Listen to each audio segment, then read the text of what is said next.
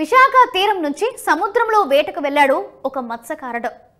ఆ గంగమ్మ తల్లిపై భారం వేసి బయలుదేరిన అతడికి కొద్ది దూరం వెళ్ళాక కొన్ని చేపలు పడ్డాయి.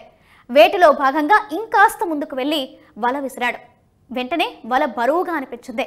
తన అదృష్టం పండిందని దానిని లాగడం మొదలుపెట్టాడు. అతి కష్టం మీద వలను లాక్కుంటూ తీరం వరకు వచ్చాడు.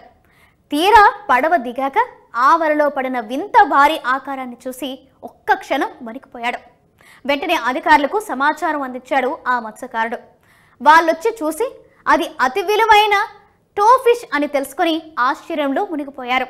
ఎస్, విశాఖకు చెందిన మత్స్యకారుడు అప్పన్న రోజుటిలాగే సముద్రంలో చేపల వేటకు వెళ్లగా వింత అనుభవం ఎదురైంది. వలలో పడిన వింత ఆకారాన్ని చూసి మత్స్యశాఖ అధికారులను సంప్రదించాడు. తన వలలో పడిన దాని సంగతేంటో తేల్చాలని కోరాడు. అటు అధికారులకు సైతం అదేంటో అంతుబట్టలేదు. వాళ్లు ఆ విషయాన్ని 1 టౌన్ పోలీసులకు చెప్పారు. వారు దానిని నేవీ అధికారులకు చెప్పడంతో వారు హుటాహుటిన వచ్చి దానిని చూసి సంతోషంలో మునిగిపోయారు. అది తమ నేవీకి సంబంధించిన ఒక పరికరమని, దానిని టోఫిష్ అంటారని చెప్పుకొచ్చారు. నిరుడు డిసెంబర్ నుంచి తమకు దాని నుంచి సిగ్నల్స్ బంద్ అయ్యాయని, దానికోసం తాము తెగ వెతుకుతున్నట్లు తెలిపారు. టోఫిష్ అంటే చేప కాదని, సముద్ర గర్భంలో కీలక సమాచారం అందించే ఓ సాంకేతిక పరికరమని వారు వివరించారు. సముద్రపు అడుగున కిలోమీటరు పరిధిలో ఉన్న డేటాను అది సేకరిస్తుందని, 3D మ్యాపింగ్, లోతు, సముద్రంలోని వస్తువులను గుర్తించడం దాని ప్రత్యేకత అని వారు వివరించారు. ఈ పరికరం side scan sonar, sound sensor, నేటి ఉష్ణోగ్రత, లవణాల సాంద్రత వంటి వివరాలు కొలిచే సెన్సార్లతో కూడి ఉంటుంది. దీని సాయంతో చేపలు, ఇతర సముద్ర జీవుల పరిమాణాన్ని అంచనా వేయొచ్చని వారు తెలిపారు.